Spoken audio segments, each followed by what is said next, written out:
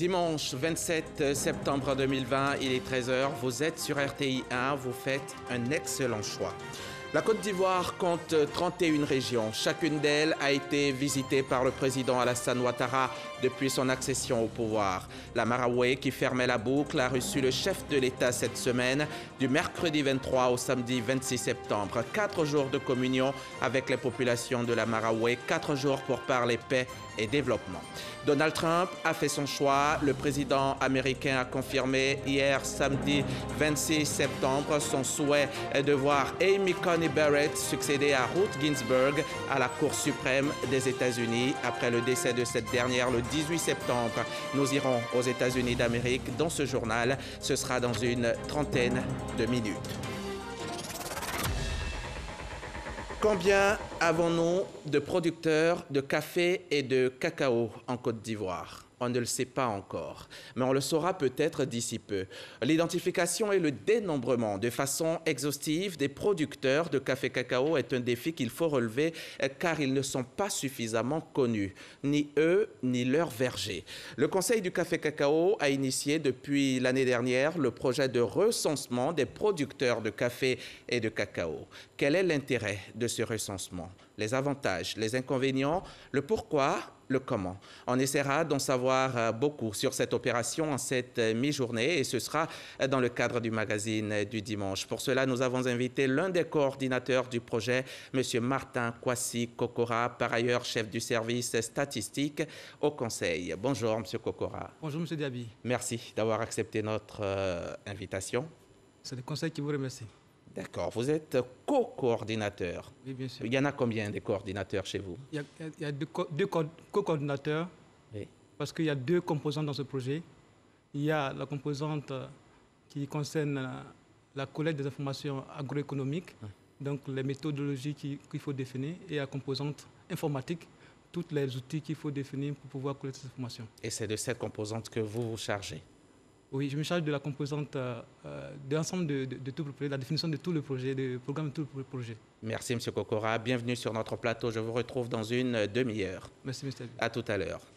C'est fini. La visite du chef de l'État dans la région de la Maraoué s'est achevée. Hier samedi, Boisflé, dernière étape de cette visite, a accueilli le président Alassane Ouattara qui a tenu son meeting de clôture. Clôture de la visite de la Maraoué, mais également clôture d'une série de visites des 31 régions de Côte d'Ivoire. Hier encore, le chef de l'État a parlé principalement développement et cohésion sociale. Viviane Haïm. Joie de tout un peuple qui sait que son long calvaire a pris fin. À Boisflé ce samedi 26 septembre, les populations de la Maraoué, en un gigantesque rassemblement, sont sorties pour traduire leur reconnaissance au président de la République, Alassane Ouattara, pour avoir sorti leur région de l'oubli et du délaissement où elle avait été maintenue depuis des lustres. Ce 26 septembre 2020 est un grand jour pour nous. Un jour de bonheur, un jour de joie, un jour qui donne à la Maraoué de rentrer dans la cour des grands, et tout ceci grâce à un homme, le président Alassane Ouattara. À la vérité, depuis son existence, notre région n'a nullement bénéficié ni de la fête tournante de l'indépendance initiée par feu le président Félix Houphouët-Boigny, ni de visites d'État, stratégie de développement d'une région.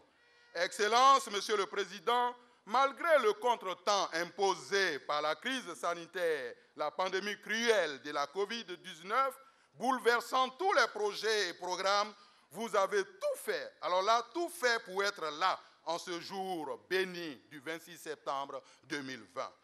Après Saint-Fra puis Zienoula qui avaient exprimé tour à tour leurs doléances, ce samedi, c'était au tour de Boisflé de présenter ses besoins au président de la République. Au nom des populations de la Maraoué, Excellence, Monsieur le Président de la République, l'honneur nous revient de vous souhaiter chaleureusement la bienvenue dans cette Maraoué, terre de diversité, de brassage, terre de métissage, où cohabitent harmonieusement les peuples Gouro, Yaoulé, Ayaou, Moré, Bissa, les ressortissants du Grand Nord et des autres régions de la Côte d'Ivoire, ainsi que la population dite de la CEDEAO. Nous n'avons pas eu tort d'aspirer après cette visite, loin s'en faut. Nous sommes persuadés, Monsieur le Président de la République, parce que nous avons les prémices, que les départements de Boisflé, de Saint-Fra, de Zionoula vont être transformés, vont devenir, après votre passage, de véritables chantiers à ciel ouvert. Couronnement d'une tournée de 4 jours dans la région, la fête était belle, agrémentée de nombreux cadeaux offerts au président de la République et son épouse. 4 chaises royales et des attributs royaux, un awalet en or, 70 bœufs, 18 béliers et de nombreux vivres produits du terroir.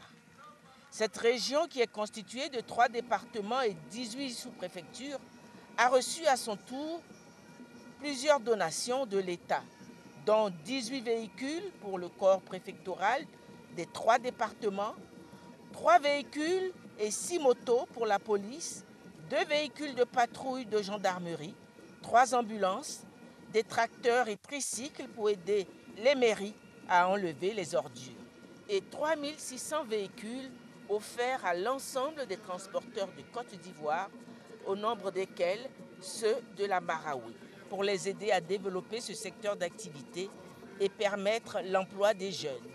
À ces dons s'est ajouté un don en espèces du président de la République destiné aux différentes composantes de la population. Cette visite d'État du président de la République Alassane Ouattara dans la Marawi a ceci de particulier qu'elle est la dernière d'un long cycle de visites d'État qui ont conduit le président de la République dans les 31 régions de la Côte d'Ivoire et les 108 départements du pays. Une performance que le Premier ministre Ahmed Bakayoko n'a pas pu s'empêcher de saluer avec admiration. J'ai demandé au ministre en charge de l'administration du territoire de me faire la revue dans nos archives du point des visites de tous les chefs d'État depuis l'indépendance. Nous sommes à la fin de votre promesse annoncée de visiter toutes les régions de Côte d'Ivoire, ce que vous avez fait en moins d'une décennie aujourd'hui. C'est un événement historique, que c'est la première fois. C'est la première fois dans notre pays que le président visite toutes les régions, les 31 régions, tous les départements, les 108 départements ont été visités par le président de la République. Et je ne voulais pas manquer l'occasion de vous dire que nous sommes très fiers de ce travail-là, Monsieur le Président. Ici, nos parents gourous disent Ibo, Président Ado. Ibo, merci, merci et bravo. Cette revue de nos archives nous a permis de faire un point. Le père fondateur, le président Houphouët-Boigny, à la faveur des célébrations de fête de l'indépendance tournante, a visité 11 lieux de chefs de département. Donc à peu près l'équivalent de 11 régions aujourd'hui à travers les fêtes tournantes. Un chef d'État, un autre que je ne voudrais pas citer, a fait 2 visites d'État dans 2 régions et un autre que je ne voulais non plus pas citer a fait une seule visite dans une région. Et c'est vous qui avez parcouru l'ensemble du pays. Et Monsieur le Président, vous avez donné à ces visites d'État, dans leur conception et dans leur réalisation, un vrai programme de stratégie de développement de nos territoires. Je me rappelle encore, j'étais ministre de l'Intérieur, vous m'avez dit, Monsieur le ministre, je ne veux pas que mes visites d'État soient l'occasion de faire des promesses. Les promesses, c'était pendant la campagne. Si vous dites qu'on va donner 10 véhicules, je veux les voir. Si vous dites qu'on va faire des routes, il faut commencer à les réaliser. Sinon, je ne fais pas de visites d'État. Aujourd'hui, vous avez bouclé la boucle dans la Marawe. Monsieur le Président, vous avez adressé les priorités des populations. D'abord dans le domaine de l'électrification. C'est 3613 localités qui ont été électrifiées de 2012 à 2020. Au niveau de l'eau potable, Monsieur le Président, ces visites d'État ont permis en 2011 et 2019 de réaliser 9476 pompes villageoises, 253 châteaux d'eau et au niveau des l'hydraulique villageoise améliorée, 231 réalisations. Au niveau de l'administration du territoire, vous avez réhabilité 31 préfectures. Tous les bureaux des préfets ont été réhabilités. Et bien souvent, les ministres les envient, tellement les conditions de réhabilitation sont d'un bon standard. Au niveau des résidences, vous avez réhabilité dans toutes les régions les résidences des 31 préfets. Et vous avez également réhabilité les résidences des préfets et départements. Il s'agit de 76 préfets de département qui ont vu leurs résidences réhabilitées sur les 108. Beaucoup de ceux qui ont dirigé ce pays, vous avez fait plus dans leur région qu'eux-mêmes l'ont fait quand ils étaient aux affaires. Et leurs parents le savent. Leurs parents le savent. C'est pourquoi, avant que la compétition ne commence, ils veulent déclarer forfait parce qu'ils savent que les grands joueurs de ce pays sont avec vous. Mais Monsieur le Président, vous avez demandé de ne pas répondre. Vous avez demandé de ne pas répondre. Mais Monsieur le Président, s'il continue, on va vous désobéir un peu. Parce qu'ils incitent à la violence, ils incitent à la désobéissance. Et souvent, c'est des biens publics achetés chèrement qui sont détruits, des bus qui servent aux populations. Monsieur le Président, nous n'allons plus accepter. L'adresse du Premier ministre a été couronnée par un hommage de la Marawe au grand chef d'État, au bâtisseur, au père qui a souci du bien-être de tous. Le temps était à la joie et à la reconnaissance pour les nombreuses actions de développement déjà en cours à Boisflé et ses environs. En plus de ces différents chantiers, le président de la République a annoncé plusieurs autres importants projets pour ce département. Bravo à la Marawe. Merci beaucoup, chers parents. Dans le secteur de l'éducation, j'ai le plaisir de vous annoncer que Boisflé disposera dès ce mois d'octobre un centre d'enseignement technique d'un coût de 1,350 milliard de francs CFA. Voilà pour les jeunes. Voyez-vous que nous ne vous oublions jamais. Chers parents, chères sœurs, chers frères de la Marawe, vos différents porte-paroles ont dans leur discours noté avec satisfaction la réalisation d'importantes infrastructures. Je m'en félicite, car aucune région de Côte d'Ivoire n'a été omise dans la réalisation des infrastructures économiques. Pour le département de Boisflé, j'ai bien noté l'essentiel de vos doléances. Certains points de vos doléances sont déjà pris en compte. D'autres trouveront des réponses dans le cadre global de la mise en œuvre des programmes du gouvernement ou feront l'objet d'un traitement particulier par les ministères concernés. J'ai le grand plaisir de vous annoncer que les sous-préfectures de Bono et de Goïtafla seront érigées en département dès la semaine prochaine.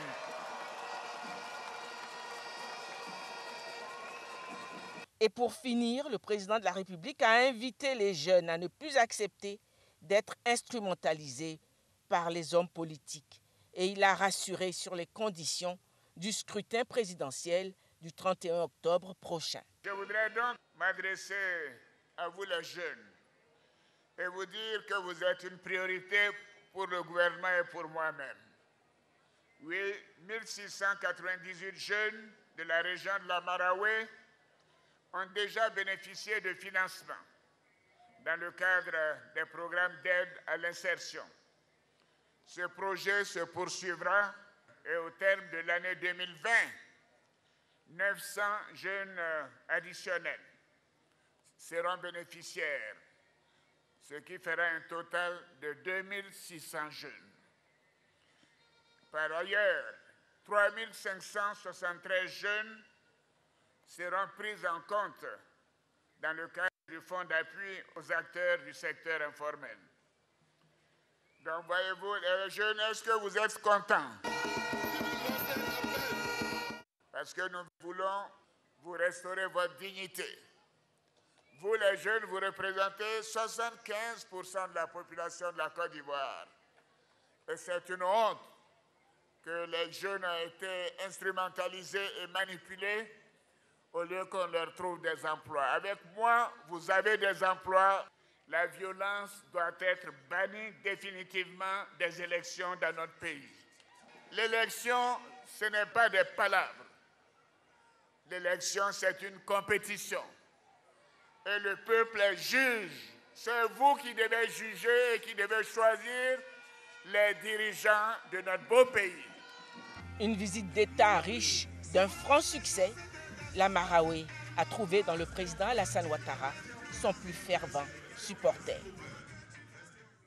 Voilà pour ce tout dernier meeting du chef de l'État dans la région de la Maraoué. C'était un résumé de Viviane Aïman, des reportages institutionnels de la rédaction. Cette visite du chef de l'État dans la Maraoué était un événement historique pour bon nombre de participants, des populations heureuses de recevoir le président Alassane Ouattara et avec lui le développement. Elles se sont exprimées au micro de nos reporters qui ont rassemblé quelques-unes de leurs réactions. Regardez la population en liesse. C'est l'expression de l'amour qu'il y a entre le président et son peuple. Donc nous disons, nous sommes avec lui aujourd'hui, nous sommes avec lui demain et on sera avec lui pour toujours. Je dis merci au président de la République. Merci à Alassane Ouattara pour les gestes qu'il vient de faire, pour l'acte qu'il vient de poser. C'est un acte que nous attendons depuis des siècles, depuis des années. Aujourd'hui, Bono est devenu département. C'était notre combat, le combat de tous mes dévanciers. Et aujourd'hui, sous mon air, Alassane Ouattara nous a donné le département. Nous disons un grand merci. Nous avons eu le bâtiment Goïtafla de 10 km, nous avons eu 3 km en ville et nous venons d'avoir encore la préfecture. La population de Goïtafla sait que son sauveur, c'est Alassane Ouattara. C'est une joie, c'est un honneur pour nous de recevoir le président de la République chez nous. Et le 26 septembre est une date mémorable, l'apothéose de la visite d'État, la première visite d'État d'un président de la République dans notre pays. Il apporte le développement dans toute la localité. Et ici même à Bois-Flé, il a fait beaucoup. Nous disons merci, qu'il continue. Le président de la République fait la promotion du développement visible dans son système de gouvernance. Et maintenant, avec son arrivée, il est venu aussi avec des choses concrètes. Vous avez vu les véhicules. Je pense que Bois-Flé a gagné gros dans cette affaire. Le président de la République a tenu, malgré son agenda assez chargé, il est venu et il est venu avec le développement. Il a été à Saint-Fra, où il a honoré les populations à Bois-Flé. Il a lancé un message de paix, de cohésion, de développement. Et je pense que nous devons aller aux élections de ce 31 octobre dans la paix, dans la sérénité. J'ai cherché tous les mots qui pouvaient qualifier cette visite, je n'en trouve pas. C'est tellement surréaliste de voir Bois-Flé, à 60 km seulement de la capitale économique, politique de la Côte d'Ivoire, Yamoussoukro, qui a subi une telle négligence. Aujourd'hui, nous avons la preuve que les fondamentaux nous sont donnés, les infrastructures seront mises en place. Il nous revient maintenant, fils de Bois-Flé, fille de Bois-Flé, enfant de Bois-Flé, de faire le décollage économique. Il est convenu que chaque fois que le président se déplace dans une localité, il apporte le développement. Et naturellement, en venant ici, c'est ce développement que le président Alassane Ouattara est venu nous apporter. Toutes les composantes de cette région se sont mobilisées donc pour faire de cette visite d'État une visite mémorable. Avec tout ce qu'il fait et tout ce qu'il vient encore d'apporter à la Maraoué, à notre région, Les plans de développement, je pense que déjà tout est déjà bien parti. Il appartient maintenant à la population de la Marawe de se donner maintenant du travail. Puisque lui, je pense qu'il a déjà tout promis, il a déjà tout fait. Cette visite d'État a été très bénéfique aux populations parce que ça a permis aux populations d'avoir de l'électricité dans les différentes régions, dans les villages, dans les hameaux. Et puis il y a eu aussi les adductions d'eau. Ce qui veut qu'aujourd'hui, nous en sommes très fiers. Et puis moi, tout ce que je peux souhaiter, c'est de souhaiter vraiment longue vie au président de la République, Alassane Ouattara. On ne peut pas trouver des qualificatifs pour désigner ce monsieur, un monsieur qui a un grand cœur, un monsieur qui aime le développement, un monsieur qui aime la cohésion sociale. Disons simplement merci à Dieu et demandons à Dieu de le garder en bonne santé. Nous lui disons merci. Le fait de se déplacer pour venir dans la Marawe, pour venir nous rencontrer, nous ses enfants, nous sommes ses enfants, nous sommes ses frères et sœurs. Donc nous, déjà, il y a eu un changement.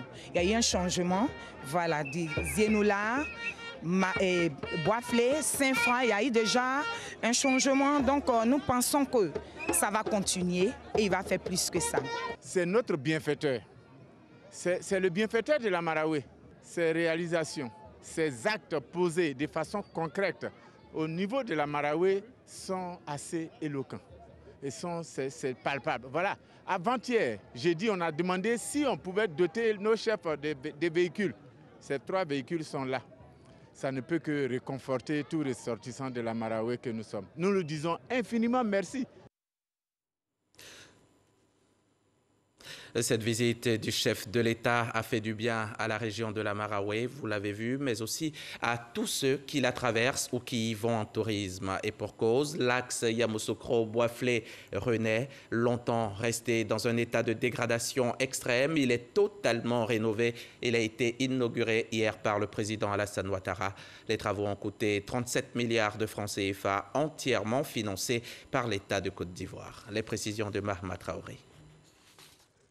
En coupant ce ruban, le chef de l'État remet officiellement en service l'axe Yamoussoukro-Boisflé rénové. Le président Alassane Ouattara s'est même autorisé quelques foulées pour apprécier la qualité de cette voirie, totalement réhabilitée après 2 ans de travaux. Aujourd'hui, pour partir de Boisflé à Yamoussoukro, au lieu de 2 heures, on met 45 minutes. Et les coûts de transport ont été aussi divisés par 2. Avec ce chantier, nous avons utilisé plus de 700 personnes en permanence pour travailler sur ce chantier. Ça montre à quel point la réhabilitation des routes contribue énormément à l'enrichissement des populations, mais surtout à la croissance économique. Long de 55 km, l'axe Yamoussoukro-Boisflé relie la région de la Marawe à celle du Bélier. Chaque jour, cette section est empruntée par 3000 véhicules en moyenne, notamment ces camions-citernes qui viennent s'approvisionner au dépôt pétrolier de Yamoussoukro pour aller ravitailler les pays limitrophes, mais aussi par ces transporteurs de produits vivriers en partance pour Abidjan. Il y a un problème de moteur, une fois. Les charriers partent à Abidjan, il y a un problème de moteur. Problème de boîte, donc tout ça, ça peut arriver. Mais quand ils ont fait la route, maintenant ça va. Il n'y a pas encore eu de problème actuellement. L'axe Yamoussoukro-Boisflé rénové a coûté 37 milliards de francs CFA. Les travaux ont permis d'installer des panneaux de signalisation et d'ériger des aires de stationnement par endroits. Mais l'imprudence de certains automobilistes inquiète les habitants des villages situés en bordure de cette voie. On a peur, les gens n'ont qu'à rouler doucement parce qu'il y a les enfants à Kouébo ici. Donc, comme ça, là, les enfants ne peuvent pas traverser le goudron. Vraiment, il y a d'autres qui roulent mal parce qu'on n'est pas l'eau ici. Bon, il y a des femmes qui viennent au Margot et traversent au goudron pour venir au Margot. Ce que nous souhaitons, c'est que les conducteurs respectent donc le code de la route. C'est-à-dire qu'à la traversée des villages, ils doivent réduire leur vitesse et appliquer vraiment le code de la route. Si ce n'est pas le cas, nous allons être obligés de mettre donc, des dos d'âne pour les obliger donc, à ralentir donc, dans les villages pour éviter donc, les morts. Cette route renouvelée entre Yamoussoukro et Boisflé se prolonge jusqu'à Daloa, capitale de la région du Haut-Sassandra dans le centre-ouest du pays. La section Daloa-Boisflé, longue de 75 km, sera achevée dans 1 mois, soit une distance totale de 130 km entre Yamoussoukro, Boisflé et Daloa, réhabilité à hauteur de 87 milliards de francs CFA. On a donc parlé développement, mais il y a aussi eu un moment de recueillement au cours de cette visite dans la Maraoué. Cette région qui regorge de hauts cadres, de grands serviteurs de l'État, mais l'un des plus illustres d'entre eux s'en est allé mort le 7 décembre 2019 à Abidjan. Charles Kofi Dibi, l'ancien président du Conseil économique, social, environnemental et culturel, repose désormais sur la terre de ses ancêtres à Pakwabo. Alassane Ouattara s'est incliné sur sa tombe et lui a rendu hommage. Pakwabo, 10 km après Boiflé. Il est 11h10. Le président de la République, Alassane Ouattara, arrive. Il est accueilli par le Premier ministre Ahmed Bakayoko. Il va se diriger tout droit dans le mausolée de Charles Kofi Dibi, déposer une gerbe de fleurs.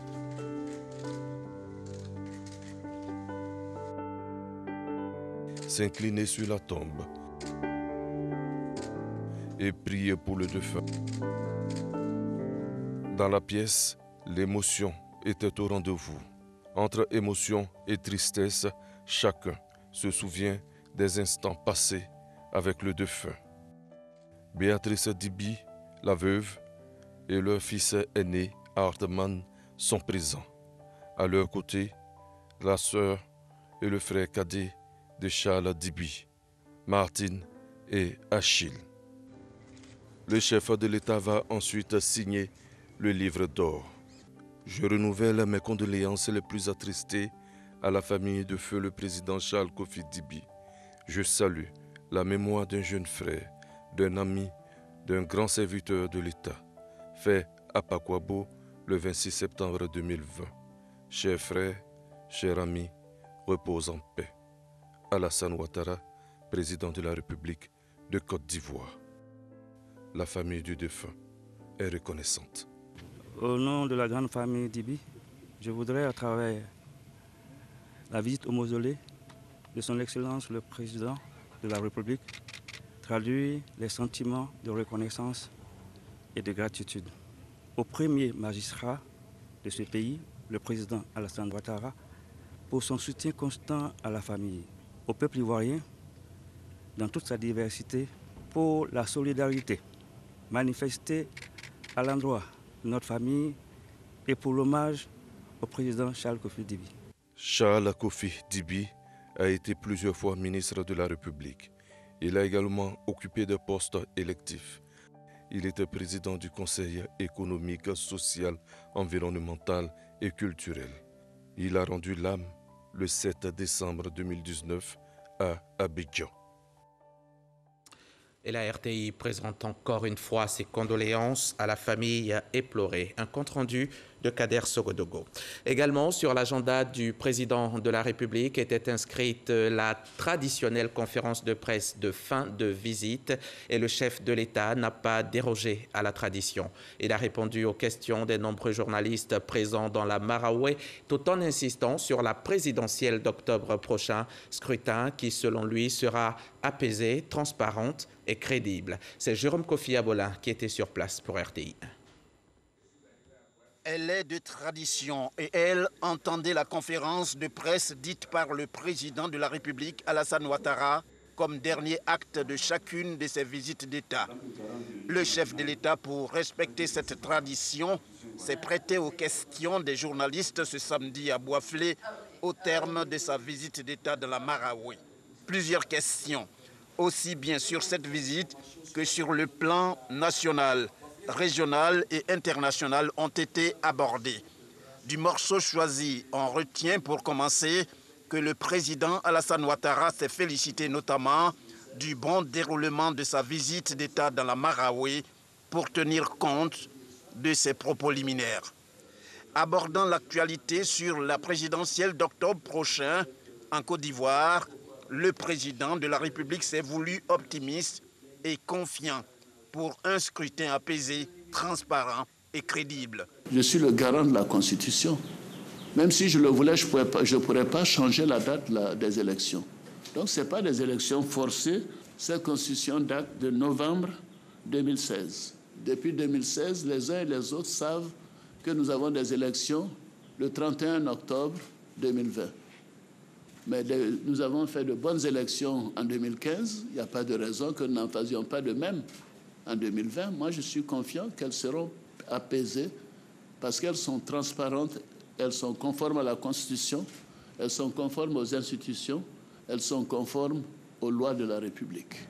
Dans la même veine, le chef de l'État s'est appesanti sur l'importance du dialogue politique.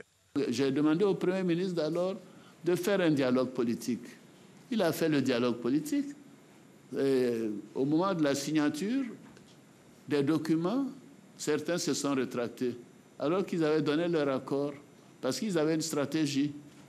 Mais ce qui est important, c'est de dire qu'on parle du parrainage. Je vois certains se plaignent du parrainage.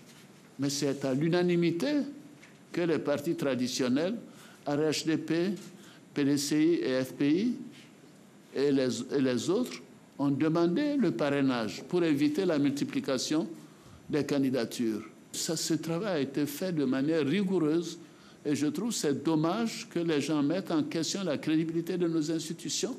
Sur le plan régional, le président Alassane Ouattara a apporté un éclairage sur les dernières modifications concernant la mise en œuvre de l'éco en lieu et place du franc CFA.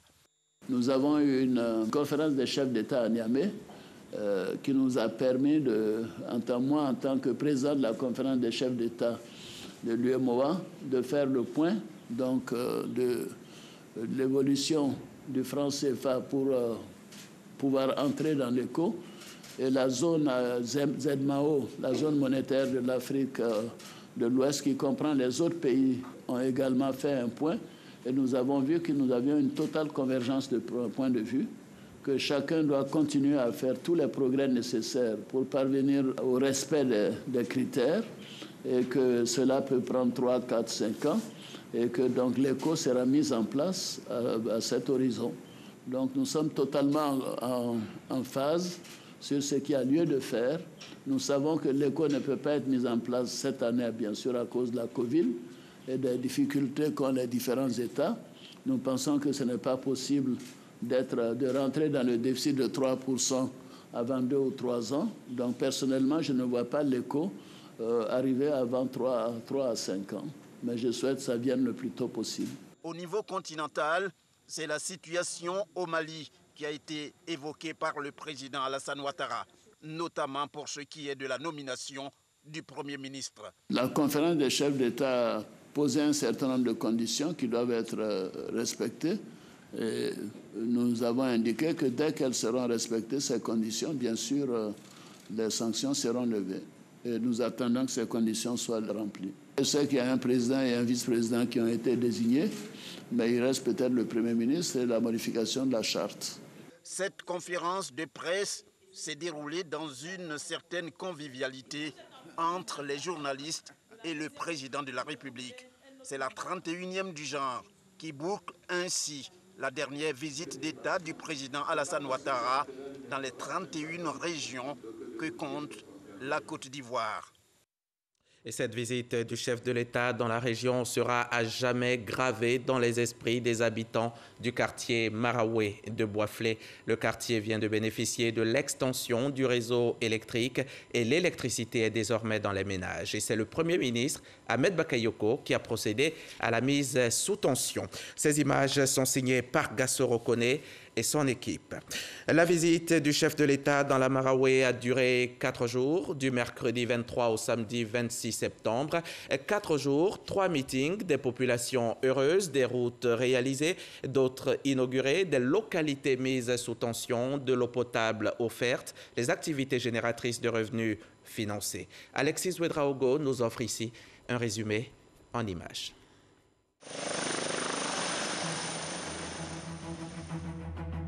La dernière et sans doute la plus belle. 4 jours de communion avec une population mobilisée comme un tsunami. La 31e et dernière région visitée par le chef de l'État a voulu une finale riche de couleurs et d'émotions. À Sanfra,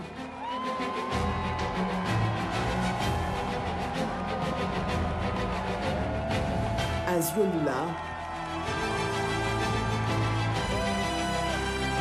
à Boisflé. C'est l'unité autour du chef qui est célébrée. Je suis fier de lui. C'est un homme précieux. Je suis contente. Ado solution. Ado solution. La visite d'État dans la Maraoué, la dernière des 31 régions visitées par le chef de l'État Alassane Ouattara, referme ses portes ce soir. Je veux que vous sachiez que Dominique et moi, nous vous aimons.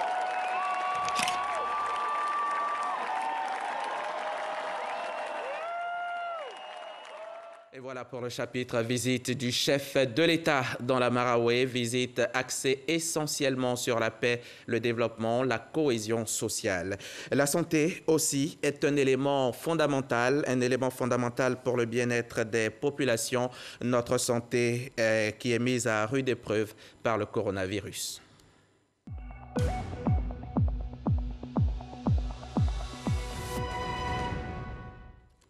La Côte d'Ivoire a enregistré 44 nouvelles infections Covid ces dernières 24 heures. Le pays compte à ce jour 19 600 cas confirmés, dont 358 qui luttent encore contre le virus. L'on déplore cependant 120 décès depuis la survenue de la pandémie. À l'échelle mondiale, 33 millions de personnes sont touchées par le coronavirus pour près d'1 million de morts. Prudence donc, vigilance, le coronavirus tue. On peut tous être touchés, continuons de nous protéger, ensemble, continuons d'appliquer les gestes barrières. Aux États-Unis, le président Donald Trump a annoncé hier qu'il nommait la juge Amy Coney Barrett à la Cour suprême, l'institution qui tranche les grands débats de la société américaine. Amy Coney Barrett, que Trump considère comme l'une des juristes les plus brillantes et les plus douées du pays, soulignant sa grande intelligence et son expérience impressionnante. À 48 ans, la juge était la candidate favorite des électeurs chrétiens conservateur pour siéger à la Cour suprême. Connue pour ses convictions traditionnalistes, notamment anti-avortement, elle a promis de défendre la loi avant tout. Voilà qui nous conduit au magazine du dimanche. Notre invité est de retour en plateau avec nous, M. Martin Kwasi Kokora, le coordonnateur du projet recensement des producteurs de café et cacao. Vous êtes l'un des deux coordinateurs. Nous profitons d'ailleurs pour saluer l'autre coordinateur, M. Seka. Permettez, M. Kokora, que nous suivions ce reportage que nous propose Noël Gnagno. On reviendra ensuite pour échanger. Les producteurs de café-cacao, un maillon essentiel de la chaîne des valeurs de la filière.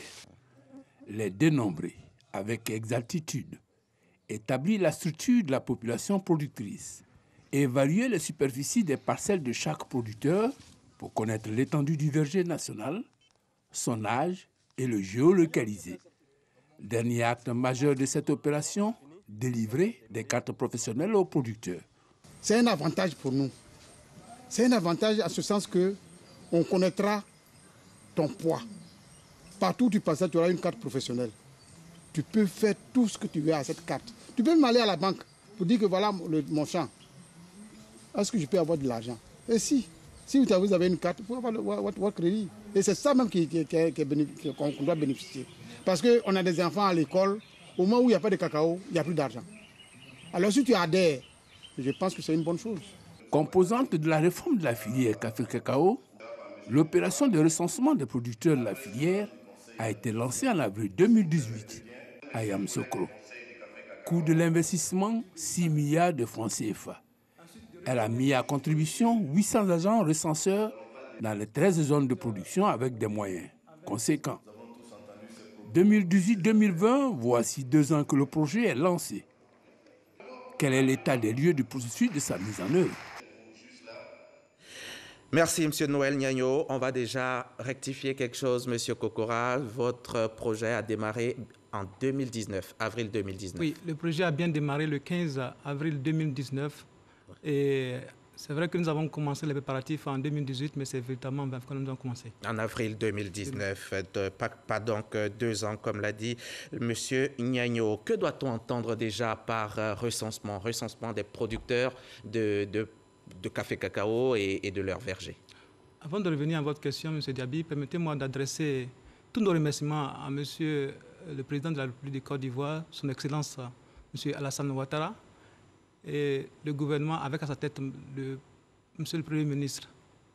Et ensuite, je voulais adresser toute notre gratitude à Monsieur le Directeur général du Conseil du Café Cacao, Monsieur Koné Brahima Yves, qui a bien voulu nous donner cette opportunité de conduire cet important projet. Qu'est-ce que c'est le recensement des producteurs? Alors, le recensement, c'est une opération qui consiste à identifier et dénombrer les producteurs du café cacao.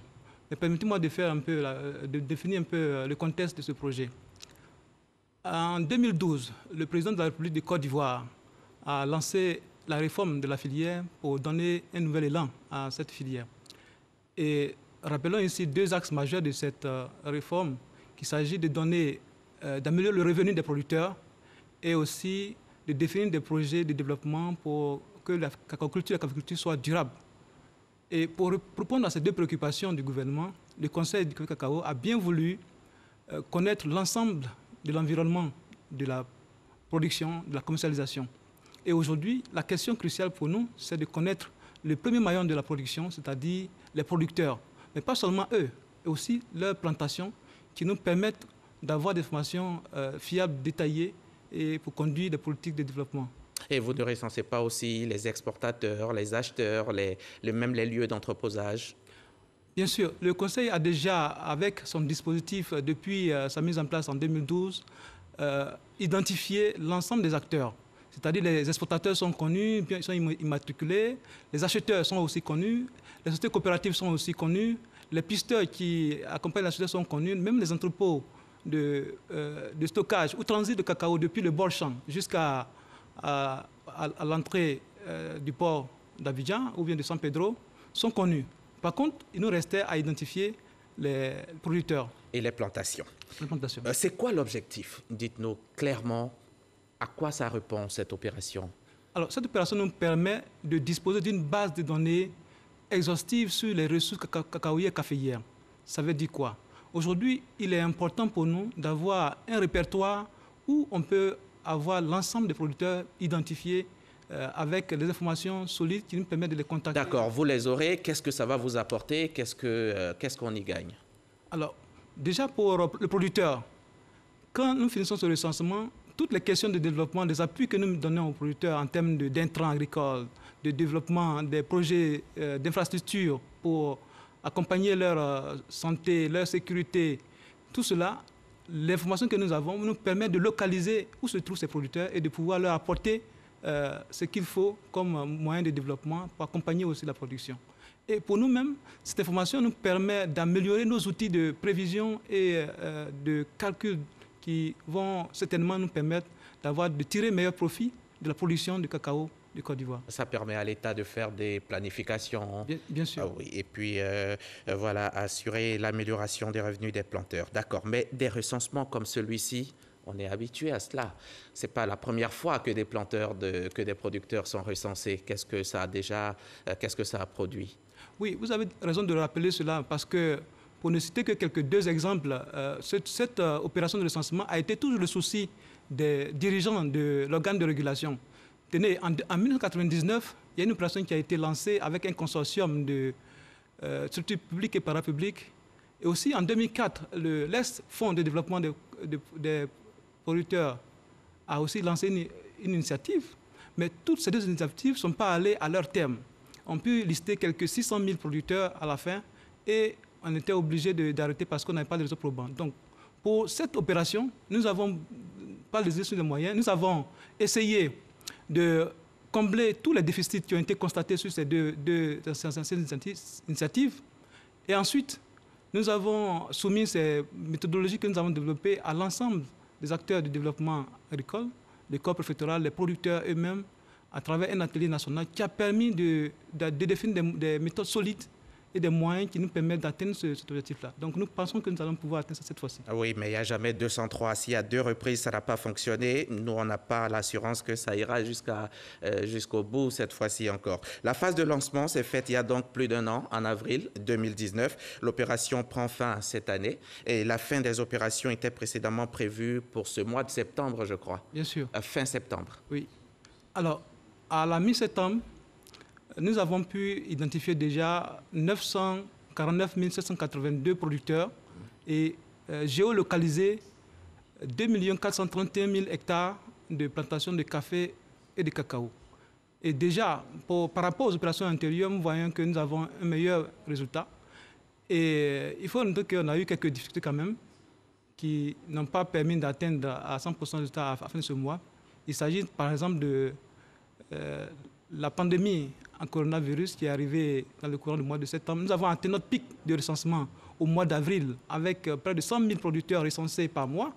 Mais à partir du mois de mars, avec la pandémie, il fallait adopter de nouveaux comportements et limiter les déplacements. Cela nous a empêché d'atteindre notre objectif de pouvoir recenser tous les producteurs. C'est pour ça que le deadline est repoussé jusqu'au 31 décembre. Bien sûr. Et l'état des lieux aujourd'hui, c'est lequel? Vous êtes à combien de planteurs exactement aujourd'hui? Combien de planteurs? Parce que nous savons que si fin septembre, vous n'avez pas pu achever votre décompte à cause de la pandémie, aujourd'hui nous sommes à combien de planteurs? Alors aujourd'hui nous sommes, comme je disais tantôt, à 949 782 producteurs. Et vous en attendez combien? D'après vos estimations, combien on en aura à la fin de cette opération? D'après les derniers recensements de l'agriculture qui a eu lieu en 2016 et nos estimations, nous pensons que nous avons entre 1 million et 1 100 000 producteurs sur le territoire. Et pour certains, ils étaient absents au moment de leur passage et c'est pour ça que nous sommes là pour les appeler à être mobilisés pour finir cette opération. Et vous pensez finir cette opération le 31 décembre? Bien sûr.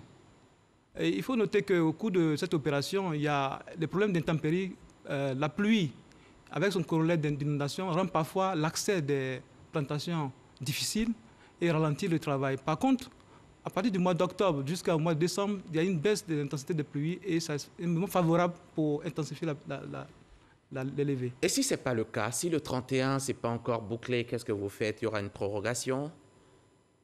Alors, à la fin de cette grande phase de recensement, nous allons maintenir une équipe minimale de veille, qui va continuer à rechercher les producteurs qui n'ont pas été recensés, mais surtout à mettre à jour ces informations pour que la filière dispose en permanence d'une façon détaillée et fiable. D'accord. Vos agents procèdent au recensement des producteurs, mais qui doit se faire recenser?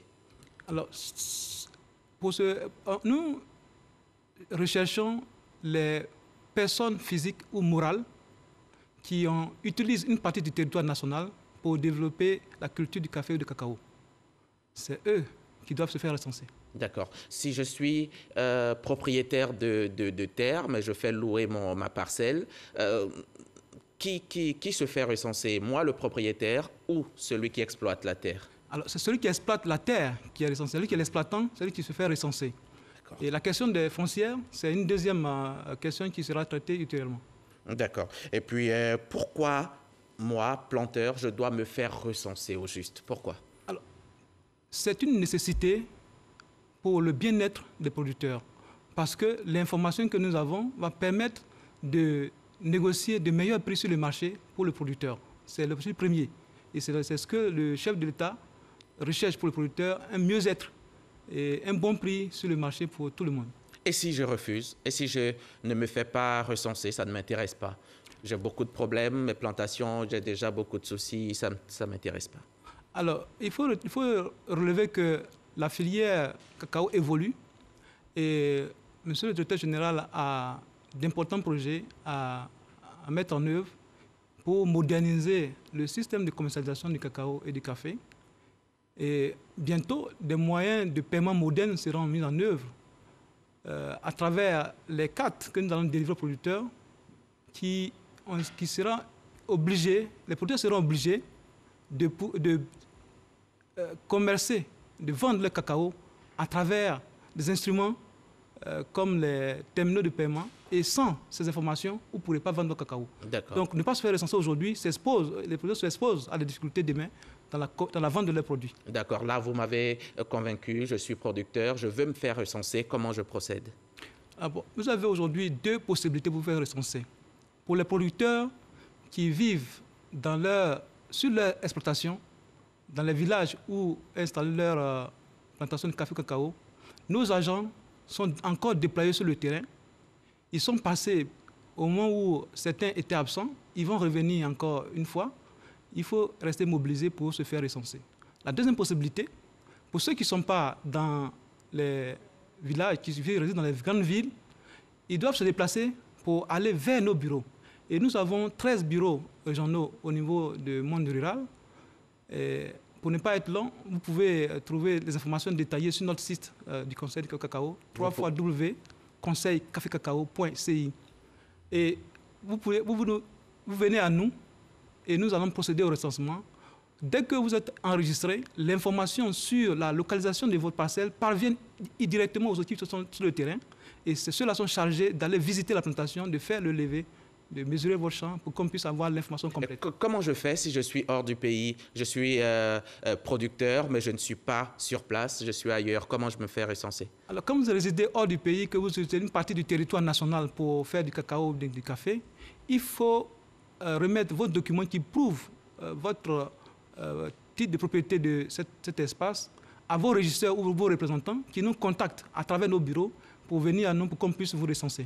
Mais on n'a pas toujours confiance, hein? Il faut trouver quelque chose pour que, depuis l'extérieur, on puisse se faire recenser soi-même. Bien sûr, ils peuvent nous contacter aussi à travers l'adresse que je viens de donner tout à l'heure. Nous avons nos contacts sur le site. Aussi, il y a un numéro que je pouvais communiquer, c'est le 20 20 29 95, où vous pouvez avoir des informations détaillées sur l'opération pour pouvoir vous faire recenser. Merci beaucoup, M. Kokora. Et vous avez des perspectives court, long terme, très rapidement? Oui.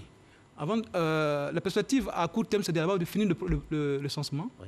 Ensuite, c'est de pouvoir maintenir la veille pour assurer une continuité de l'opération et aussi développer des outils complémentaires pour tirer meilleur profit du marché. Avant de finir, j'aimerais... Allez-y, très rapidement. Voilà. Alors, je voudrais m'adresser maintenant aux populations, aux producteurs, et rappeler que pour cette opération, le principe, c'est que vous êtes recensé lorsque vous avez été identifié et que vos plantations ont été visitées, mesurées, géolocalisées. Alors, si nous sommes passés chez vous, nous avons pris vos informations, votre identité, et que nous n'avons pas encore visité vos plantations, vous n'êtes pas encore sur la liste des producteurs de cacao de Côte d'Ivoire.